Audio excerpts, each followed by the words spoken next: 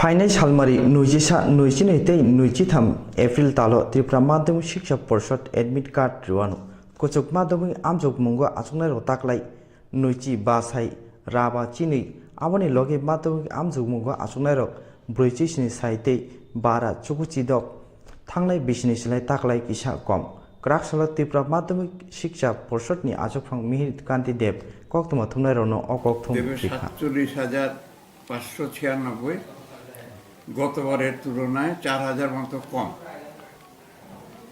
Higher সেকেন্ডারিতে দেবে 25,512, সেখানেও গতবারের তুলনায় 300-350 কম। এখানের দরুন আমরা অনেক দিন আগেই হায়ার সেকেন্ডারির পরীক্ষা যেটা শুরু হওয়ার কথা ছিল 5 তারিখে হওয়ার কথা ছিল, সেটাকে আমরা সরিয়ে 8 তারিখে নিয়ে গেছিলাম। মাধ্যমিক হায়ার সেকেন্ডারি 5-এ শুরু হওয়ার কথা ছিল, সেটাকে সরিয়ে নিয়ে 8 করেছিলাম, কারণ 3 পর্যন্ত স্কুলগুলিতে ইলেকশনের ব্যাপার থাকবে। এখন একটা সমস্যা দেখা দিয়েছে, চরিলাম কেন্দ্রে 12 তারিখে ভোট দিয়ে দিয়েছে। কেমন 12 তারিখে আমার হায়ার সেকেন্ডারি পরীক্ষা আছে, আমি তো পরীক্ষা সেদিন নিতে পারবো না।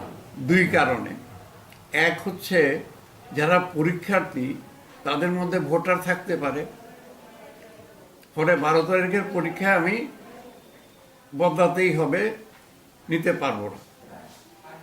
কিন্তু 12 তারিখে হায়ার সেকেন্ডারির পরে 13 তারিখে মাধ্যমিক পরীক্ষা ছিল আমার।